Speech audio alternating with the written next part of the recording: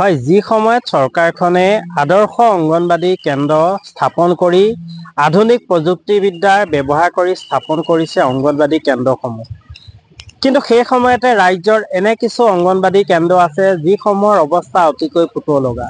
আৰু মই বৰ্তমান উপস্থিত আছো লেটেকুবস্তি অঞ্চলৰ তামুলী চুকৰ এটা অংগনবাদী কেন্দ্ৰত। আৰু তামুলী চুকৰ অংগনবাদী কেন্দ্ৰটোৰ যি পুতৌলগা অৱস্থা, সেই অৱস্থা মোৰ প্ৰথমে কেমেৰা সতীৰ্থক দেখুৱাবলৈ ক'ম।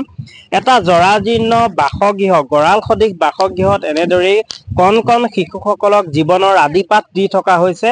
বছৰ বছৰ দিন ধৰি এনেদৰে শিশুসকলক আদিপাঠ দি থকা হৈছে। দুগৰাকীকৈ কৰ্মী আছে এই অংগনবাদী কেন্দ্ৰটোত। কিন্তু এটা কথা ক'ব লাগিব, বৰষুণ দিলে এই অংগনবাদী কেন্দ্ৰটোত ছাত্ৰ ছাত্ৰীসকলক বা শিশুসকলক কিন্তু পাঠদান কৰাব নোৱাৰে, কাৰণ বাসগৃহৰ অতি জৰাজীৰ্ণ অৱস্থা। বৰষুণ দিলে পানী পৰে, প্ৰখৰ ৰ'দত এনেদৰে আচলতে ছাত্ৰ ছাত্ৰীসকলে দুৰ্ভোগ ভুগিবলগীয়া হৈছে। যি এটা কথা ক'ব লাগিব, যিগৰাকী সমাজ কল্যাণ বিভাগৰ মন্ত্ৰী, গৃহ জিলাত কিন্তু এতিয়াও এনে কিছু অংগনবাদী কেন্দ্ৰ আছে যিসমূহৰ অৱস্থা অতিকৈ পুতৌলগা বুলি ক'ব লাগিব। মোৰ লগত কৰ্মীগৰাকী আছে, যদি সম্ভৱ হয় মই কৰ্মীগৰাকীৰ পৰা পোনে পোনে জানিব বিচাৰিম। বাইদেউ, কেতিয়া স্থাপন হৈছিলে এইটো? 2009 চনতে স্থাপিত। তেতিয়াৰ পৰাই আমি এনেকা জৰাজীৰ্ণ অৱস্থাতে আমাৰ কণ কণ ল'ৰা ছোৱালী বিলাকক শিক্ষাদান কৰি আছো। বহুত মানে অসুবিধা হয় আমাৰ, বাৰিষা দিনতো আৰু বেছিকে দিগদাৰ হৈ যায়। তেনেকাতে আৰু চুকে কাণে বহাই পিনি শিক্ষাদান কৰিবলগীয়া হয়। কিমান মান শিশু আছে? ল'ৰা ছোৱালী আমাৰ 0 পৰা 3 বছৰলৈকেতো 15-20টা মানে হ'ব। আৰু এনেকা হাতীৰ দিনত হাতীও ভাঙিছে। এতিয়া জংগল কাষৰীয়া অঞ্চল হয়, হাতীও ভাঙে।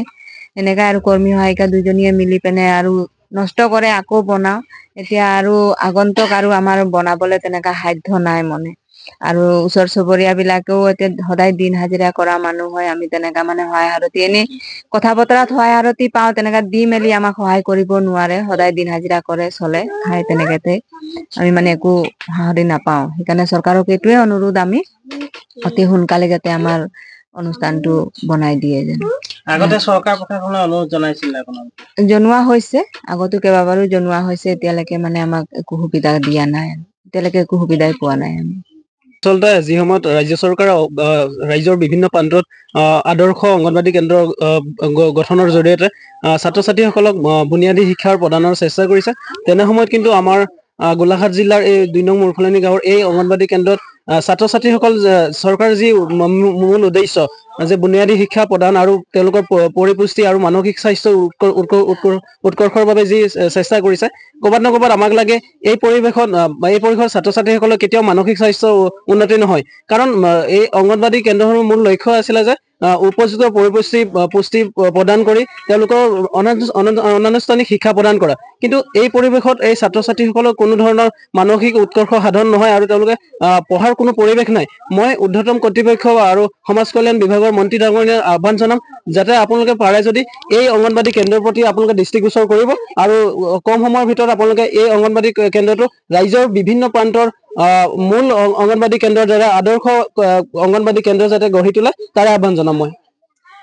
হয়, নিশ্চয়কৈ এটা কথা ক'ব লাগিব, যিহেতু আচলতে শিক্ষাৰ আদিপাঠ দিয়া হয় এইসমূহ অংগনবাদী কেন্দ্ৰত, আৰু চৰকাৰখনেও ন কৌশল অৱলম্বন কৰিছে শিশুসকলক লৈ। যিহেতু এটা কথা ক'ব লাগিব, অংগনবাদী কেন্দ্ৰসমূহ আদৰ্শভাৱে নিৰ্মাণ কৰিছে, বহু অংগনবাদী কেন্দ্ৰত ন সা সঁজুলি প্ৰদান কৰিছে। কিন্তু তেনেস্থলত এতিয়াও গোলাঘাট জিলাত এনে কিছু অংগনবাদী কেন্দ্ৰ আছে যিসমূহৰ অৱস্থা দেখিলে আপোনাৰো চকু কপালত উঠিব। আপুনি বিচৰা বাতৰি পাব কেৱল নিউজ 18 এপত। নিউজ 18 এপ ডাউনলোড কৰিবলৈ স্কেন কৰক এই QR কোড। গুগল প্লে ষ্টৰতো পাব এই নিউজ 18 এপ।